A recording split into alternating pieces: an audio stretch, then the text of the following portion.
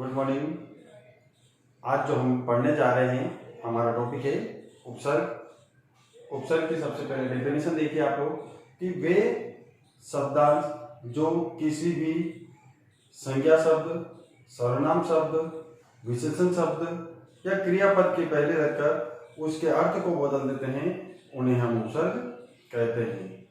Okay, यह संस्कृत के अंदर जो उपसर्ग होते हैं वो टोटल 22 होते हैं। ओके, ये 22 ही उपसर्ग जो है वो मैंने बोर्ड पर लिखे हुए हैं, आप इसे देखें और समझने की कोशिश करें। सबसे पहले आता है उपसर्ग में प्र। प्र उपसर्ग है, प्र मीन्स होता है अधिक। नेक्स्ट देखें परा, परा यानी उल्टा या पीछे। अप मीन होता है दूर, विरोध। सम, सम में म हलंत है, समान या साथ। अव का हिंदी मीनिंग होता है अनादर, दूर। निस जो उपसर्ग है उसका हिंदी है बाहर, बिना। निर का भी सेम होता है बाहर और बिना। दुस का होता है बुरा, कठिन। सेम दूर का भी वही होता है बुरा और कठिन। वी का होता है अलग, अलग। आ, ये जो उपसर्ग है इसको आ भी लिख सकते हैं और आंग भी लिख सकते हैं, दोनों सेम है। आ उपसर्ग बोलते हैं इसको या आंग उपसर्ग। इसका होता है कुछ। नी यानी होता है नीचापन। अधि यानी होता है ऊपर। अपि यानी होता है निकट। अति यानी अत्यधिक। सु यानी सुंदर। उत यानी ऊपर। अभि यानी और। प्रति यानी और परि यानी चारों ओर और उप यानी होता है निकट। इस प्रकार से हमारे संस्कृत के अंदर 22 उपसर्ग होते हैं। सर में तो संस्कृत में कभी भी कोई प्रश्न आ जाता है कि उपसर्गा कति सन्ति, संस्कृत में ही क्वेश्चन आता है उपसर्गा कति सन्ति, उपसर्ग कितने होते हैं, तो उपसर्ग कितने होंगे 22। उसको संस्कृत में बोलते हैं द्वाविंशतिः। तो क्वेश्चन पूछा जाएगा उपसर्गा कति सन्ति, तो आंसर होगा द्वाविंशतिः। ओके, देखिए एक प्रश्न और परीक्षा में पूछा जाता है कि हमको कुछ शब्द दिए होते हैं और उन शब्दों से उपसर्ग को निकालना होता है। यानी कि हमारे पास में हमारे सामने प्रश्न के अंदर बहुत सारे शब्द होते हैं और उन शब्दों के अंदर उपसर्ग कौन सा है ये हमको देखना रहता है और उपसर्ग को बाहर निकालना होता है। तो वो कैसे देखें और इस कैसे समझें, तो इस वीडियो में अपन यही आज पूरा डिटेल अपन समझेंगे। तो इसके अंदर ये जो राइट करे हुए हैं चिन्ह जो मैंने लगा रखे हैं, देखिए आप लोग प्र, परा, अप, आ, उत और उ, ये जो होते हैं इनको डायरेक्ट सीधे सीधे ही पहचाने जाते हैं। इनको क्या होता है कि जब कोई शब्द इनसे शुरू होता है तो उस शब्द को डायरेक्ट अपन बाहर निकालें तो वो आपका उपसर्ग हो जाएगा, लेकिन उसके पीछे वाला जो शब्द होता है उसका स्वतंत्र अर्थ होना चाहिए। उपसर्ग अपन सबसे सरल तरीका यही उपसर्ग पहचानने का कि हम क्या करें कि जो भी शब्द है उसके अंदर से उपसर्ग बाहर निकालें और पीछे वाले शब्द का अगर स्वतंत्र अर्थ आता है तो उसमें उपसर्ग पहचाना जा सकता है। जैसे मान लो मैं एक शब्द लिखता हूं यहाँ पर पराजय, ये शब्द लिखा। अब सबसे बड़ी बात यानी पराजय के अंदर कौन सा उपसर्ग है ये हम पहचाने, तो इसके लिए क्या होता है कि सबसे पहले जो 22 उपसर्ग है प्र से लगाकर उप, ये अपने को कंठस्थ होने चाहिए। प्र, परा, आप, सम, अव, निस, निस, दूर, दूर, भी, इस प्रकार से सारे जो उपसर्ग आते हैं ये आपको कंठस्थ होने चाहिए। अगर ये आपको कंठस्थ है तो कोई भी शब्द आता है तो उसमें से आसानी से अपन उपसर्ग निकाल सकते हैं। ओके, अब देखिए जैसे यहाँ पर लिखा हुआ है पराजय, अब इसमें से उपसर्ग निकालना हो तो प्रश्न जो होता है वो दो तरह से आता है कि निम्न शब्द में कौन सा उपसर्ग है, ऑप्शन भी दिए हुए होते हैं, या फिर प्रश्न आता है कि निम्न शब्दों से उपसर्ग छांटिए। तो इसके अंदर से अपन अगर उपसर्ग छांटे तो अपने को पता है कि परा उपसर्ग होता है संस्कृत में। अगर हमें ये पता है कि परा उपसर्ग होता है तो ही अपन उपसर्ग अलग कर सकते हैं। तो इधर से अपन ने किया परा, हमारा क्या हो गया उपसर्ग, और इधर अपने क्या हो गया जय। जय ये क्या होता है विजय, तो ये जय अपने आप में एक शब्द है। तो हमेशा ध्यान रखना है आपको कि कोई भी शब्द होगा तो उस शब्द के अंदर से अगर अपन मान लो उपसर्ग को बाहर निकालेंगे तो पीछे वाला जो शब्द होता है उसका स्वतंत्र अर्थ निकलना चाहिए। समझ में आया? अब अपन देखते हैं, देखें सबसे पहले अपन चलते हैं जो मैंने टिक लगा रखे हैं और एकदम इजी जो उपसर्ग है उनको अपन पहले पढ़ लेते हैं। सबसे पहले आता है जैसे प्र। अब किन शब्दों के अंदर प्र उपसर्ग हो सकता है, यानी कि इसका मतलब क्या हुआ कि वो शब्द किससे शुरू होगा, प्र से शुरू होगा। तो जैसे मैंने लिखा शब्द प्रभाव, वह, तो प्र प्लस भाव, तो भाव यानी अपने आप में एक शब्द है और प्र उपसर्ग हो गया। इसी प्रकार जैसे अपन ने कर दिया, मान लो प्रगति हो, तो प्र क्या हो गया, उपसर्ग, और गति शब्द हो गया। जैसे मैंने कर दिया शब्द प्राचार्य हो, तो इसमें से प्र किया अलग, तो प्र में क्या है, आ की मात्रा है, तो शब्द क्या बन गया, प्र प्लस आचार्य हो। तो प्र तो अपने क्या हो गया, उपसर्ग, और आचार्य क्या है, शब्द है। ओके, इसी प्रकार जैसे शब्द होता है प्रार्थना, इसको अगर अलग करेंगे तो क्या बनता है, प्र प्लस अर्थना। तो हिंदी में यहाँ पर प्र उपसर्ग आ रहा है। तो हमेशा आप तो एक चीज ध्यान रखें कि जब भी अपन उपसर्ग को अलग करते हैं तो पीछे वाला जो शब्द होता है उसका स्वतंत्र अर्थ होता है। तो इस प्रकार ये होता है प्र उपसर्ग। ओके, नेक्स्ट देखिए, दूसरा होता है परा।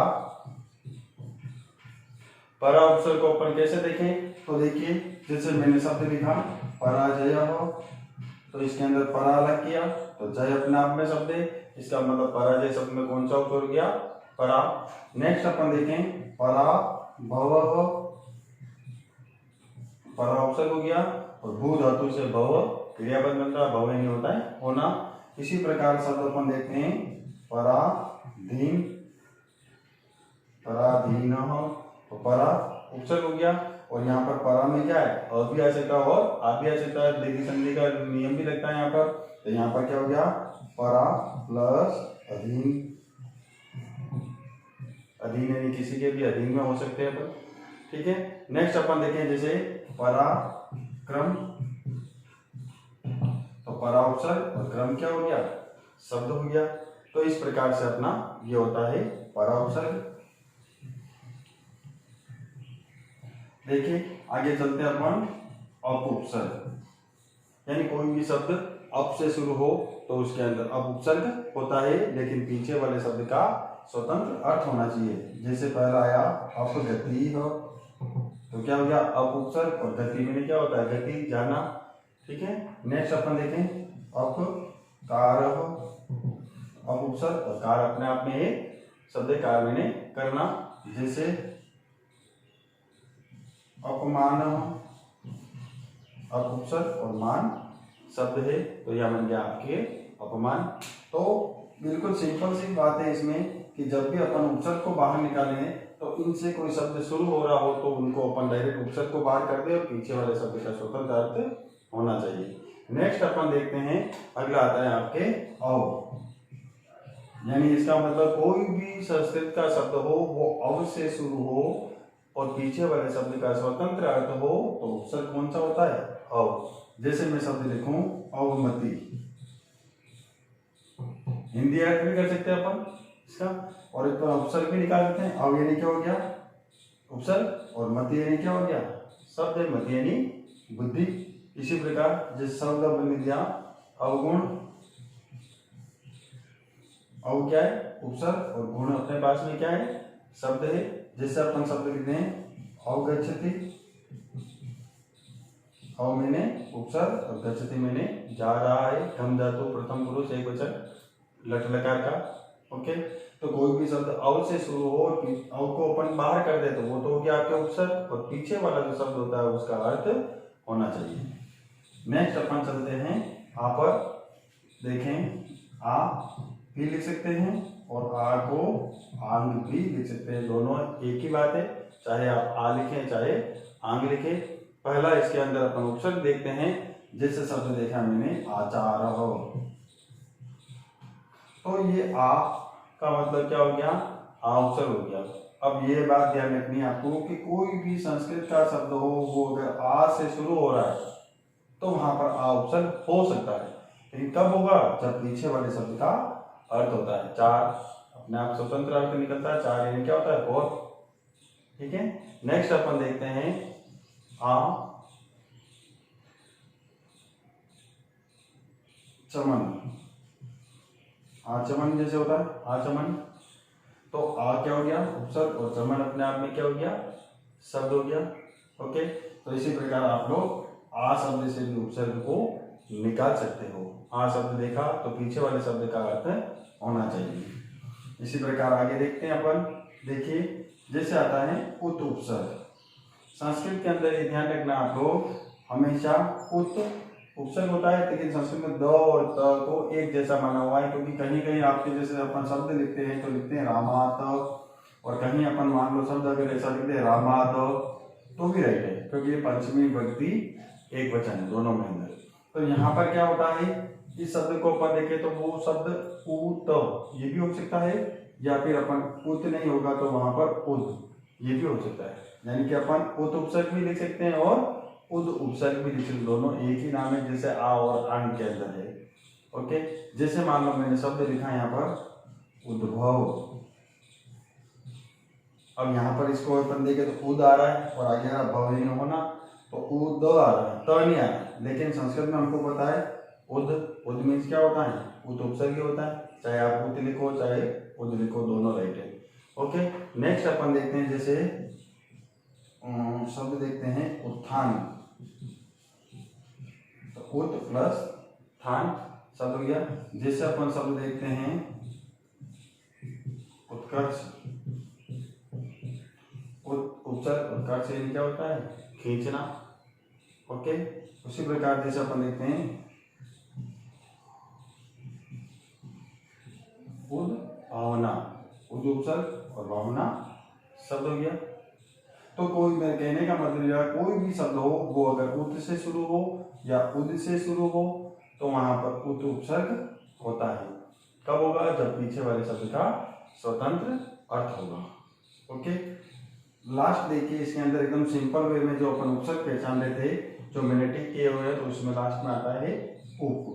यानी इसका मतलब है कोई भी शब्द उप से शुरू हो तो उसके अंदर उप उपसर्ग होता है।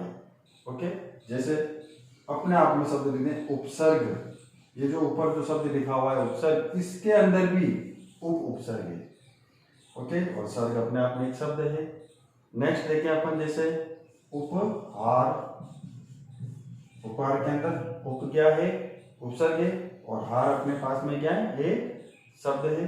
इसी प्रकार अपन अगर मान लो और शब्दों को देखने जाएं तो शब्द बनता है उपनयन।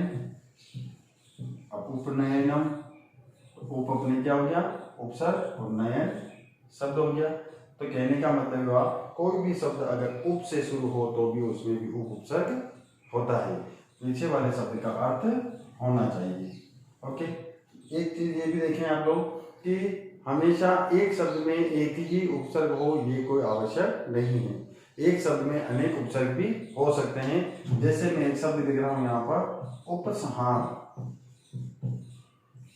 ये शब्द लिखा, तो इसके अंदर ये शब्द किससे शुरू है, उप से, तो इसका मतलब इसके अंदर एक तो उपसर्ग हो गया उप प्लस ये उपसर्ग है।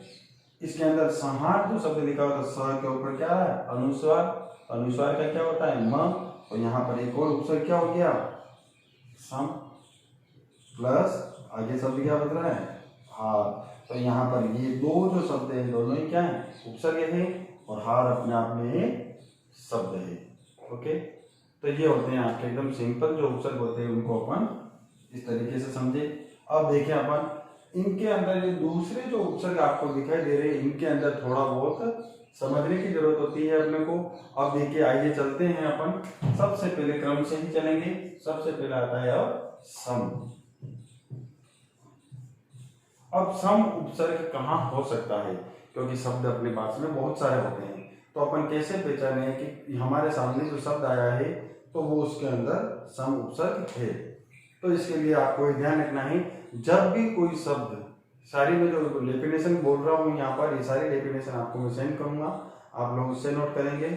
ओके, तो जब भी कोई शब्द स से शुरू हो, जैसा सम उपसर्ग है, तो कोई भी शब्द स से शुरू हो और उसके जस्ट बाद में, समझ में आ रहा है, जस्ट उसके बाद में या तो स के बाद में आधा म हो, या स के बाद में आधा न हो, या फिर स के ऊपर अनुस्वार हो।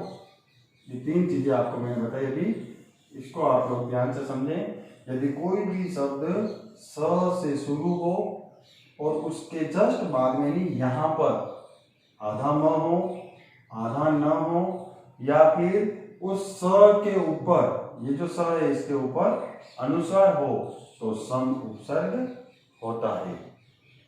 ओके, देखें जैसे मैंने शब्द लिखा सम्मान, तो इस शब्द के अंदर स के बाद में क्या रहा, आधा म, तो सम उपसर्ग और मान शब्द हो गया। इसको अपन ऐसे समझ सकते हैं, सम प्लस मान।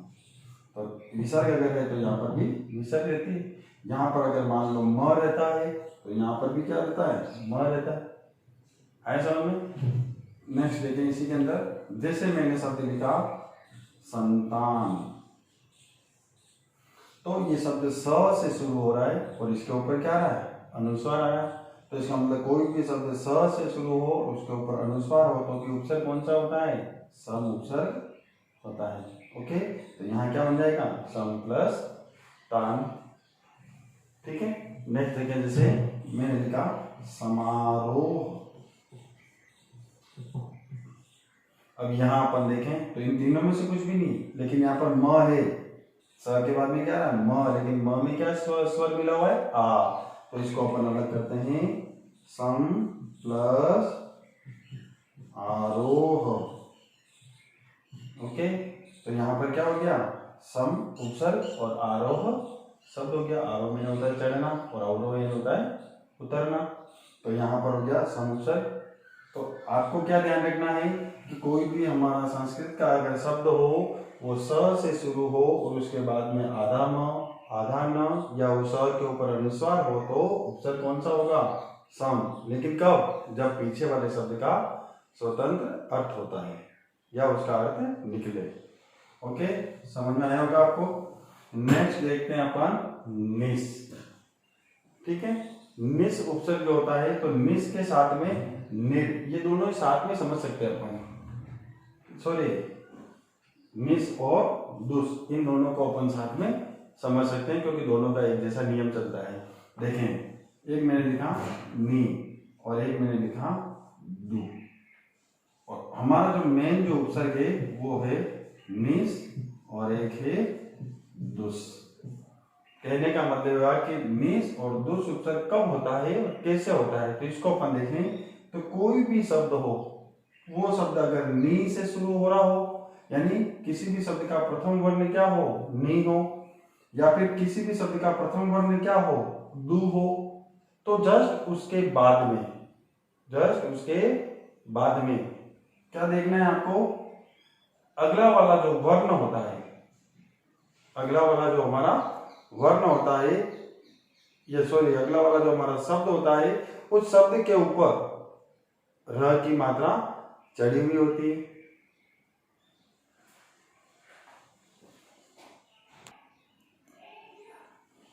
ओके, वापस देखिए आप लोग एक बार, कोई भी शब्द हो वो किससे शुरू हो, नी से शुरू हो, और उसके बाद या फिर किससे शुरू हो, दू से शुरू हो। तो किस प्रकार हम नीस और दुस उपसर्ग पहचानते हैं वो अपन पढ़ रहे थे। देखिए, तो कोई भी शब्द नी से शुरू हो या दू से शुरू हो तो जस्ट इसके बाद में, यानी ये जो दोनों वर्ण शब्द वर्ण लिखे हुए हैं उसके बाद में तीनों स, ये वाला स, ये स, और एक होता है ये वाला स, ये तीनों स मैंने आधे लिखे। इसको अपन हलन करके ऐसे भी समझ सकते हैं, ये या ये, इस प्रकार से। इन तीनों स में से कोई सा भी एक स आधा आए तो वहां पर निस और दुस उपसर्ग होता है। समझ में आया? कोई भी शब्द नी और दू के बाद में इन तीनों में से एक वर्ण क्या होगा, आधा आएगा, तो वहां पर नी के बाद में आएगा निस उपसर्ग और दू के बाद में अगर आएगा तो दुस उपसर्ग होता है। ओके, जैसे शब्द देखते हैं अपन, निश्वास,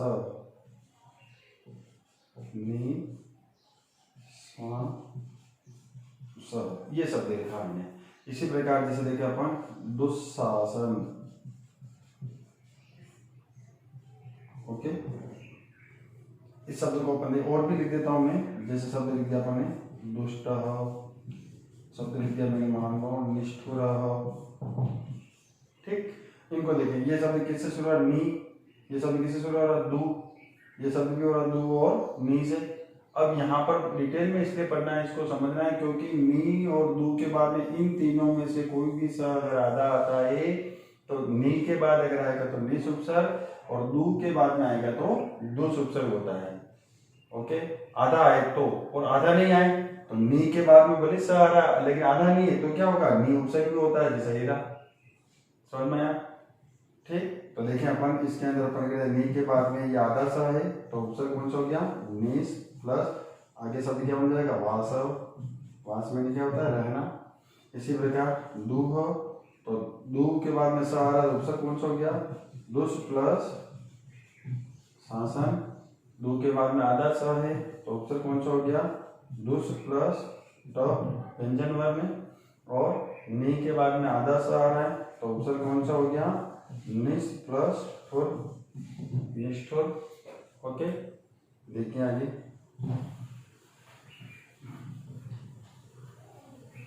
तो ये हुए आपके निस और दुस। अब आता है निर और दुर।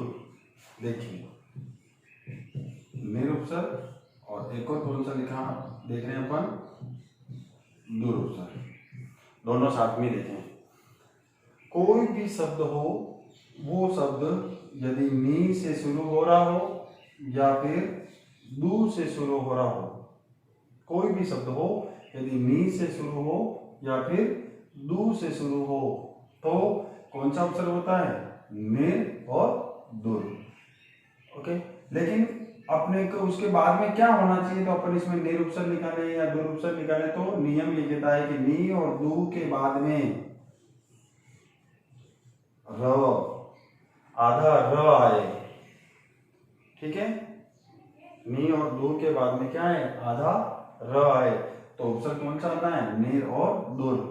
पूरा र भी आ सकता है, कोई स्वर मिला हुआ हो सकता है इसमें, लेकिन अधिकतर में क्या होता है कि र हलंत अगर होता हो, ये भी आ सकता है। र की मात्रा, रेप की जो मात्रा चढ़ी हुई होती है, ये भी हो सकता है किसी शब्द पर।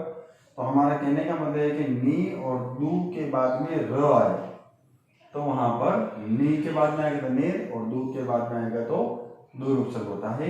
जैसे देखें अपन, मैं शब्द लिख रहा हूं, यहाँ पर देखें, शब्द लिखा मैंने निर्दोष, जैसे शब्द लिख दिया मैंने, शब्द देखें अपन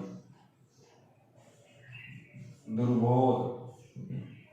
ठीक है, दो शब्द से भी समझ सकते हैं अपन, और भी अभी बताएंगे आपको। नी से शब्द शुरू हो रहा है तो उसके बाद में क्या आ रहा है, जस्ट उसके बाद में र की मात्रा चढ़ी हुई है, र, जिसके बाद में यहाँ पर र का स्थान होता है, लेकिन र चढ़ता कहाँ है, अगले वाले वर्ण पर। रेप की मात्रा जिसे अपन बोलते हैं, तो यहाँ पर ये र यहाँ पर होता है, लेकिन रेप की मात्रा अगले वाले शब्द वर्ण के साथ में लगती है।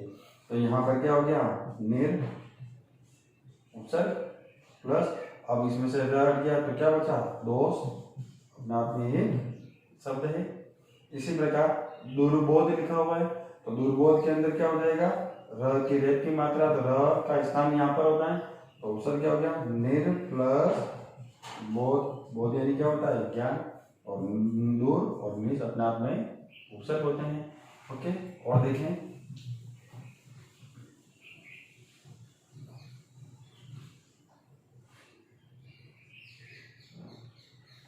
जैसे मैंने शब्द लिखा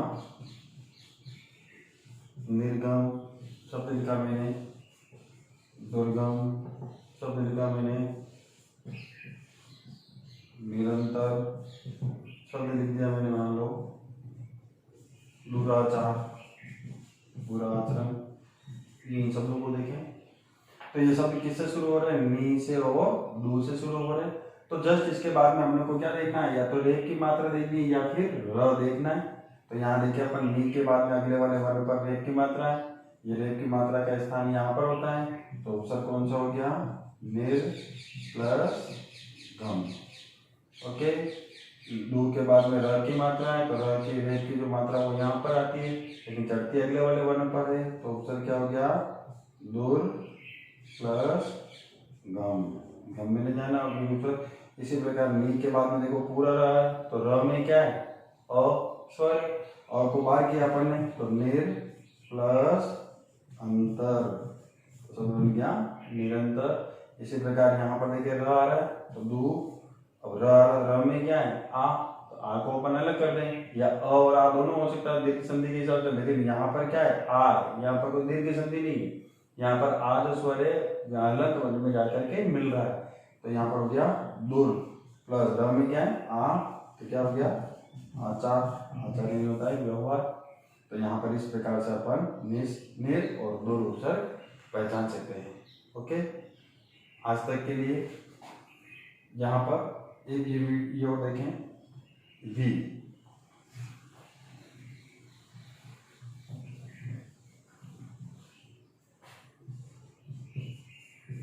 ये हमारा आज की वीडियो का लास्ट उपसर्ग है, इसको आप देखें।